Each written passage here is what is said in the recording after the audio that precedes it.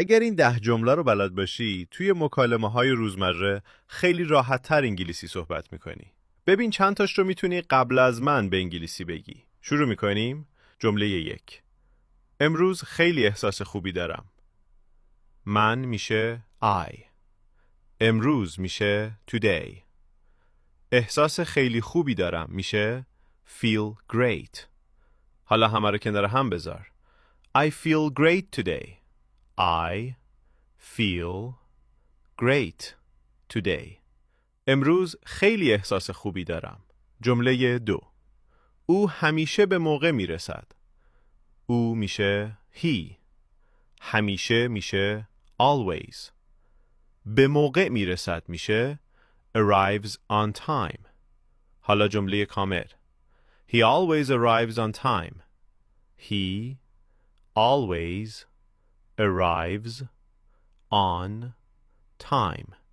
او همیشه به موقع میرسد. جمله 3.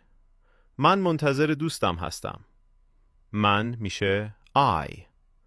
منتظر میشه I'm waiting for. دوستم میشه my friend. حالا جمله کامل. I am waiting for my friend. I am waiting for my friend. من منتظر دوستم هستم. جمله 4. لطفاً چراغ را خاموش کن. لطفاً میشه please. چراغ را میشه the light. خاموش کن میشه turn off. حالا جمله کامل. Please turn off the light. Please turn off the light. لطفاً چراغ را خاموش کن. جمله 5. امروز وقت کافی ندارم. من میشه I. امروز میشه today. وقت کافی ندارم میشه don't have enough time. حالا جمله کامل. I don't have enough time today. I don't have enough time today. امروز وقت کافی ندارم. جمله 6. دیروز یک کتاب جدید خریدم.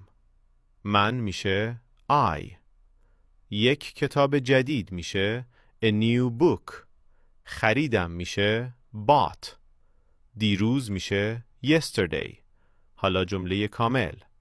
I bought a new book yesterday. I bought a new book yesterday.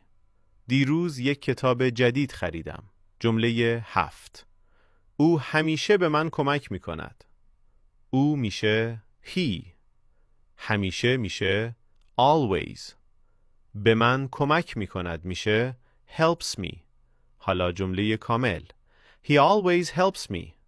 He always helps me.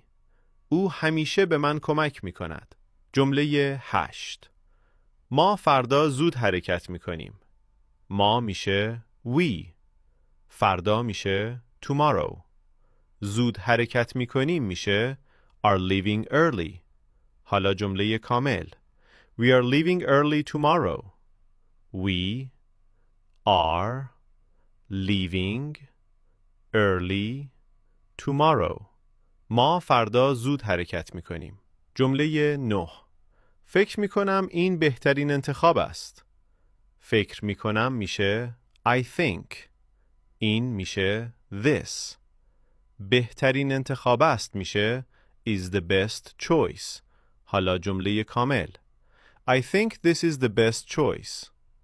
I think this is the best choice. فکر می کنم این بهترین انتخاب است. جمله 10. همه از نتیجه خوشحال شدند. همه میشه everyone. از نتیجه میشه with the result. خوشحال شدند میشه was happy. حالا جمله کامل. Everyone was happy with the result. Everyone was happy with the result. همه از نتیجه خوشحال شدند. عالی بود. چند تا از جمله ها رو درست گفتی؟ عددش رو توی کامنت ها بنویس. لایک کن، سابسکرایب کن و این ویدیو رو برای دوستات بفرست. تا درس بعدی موفق باشی.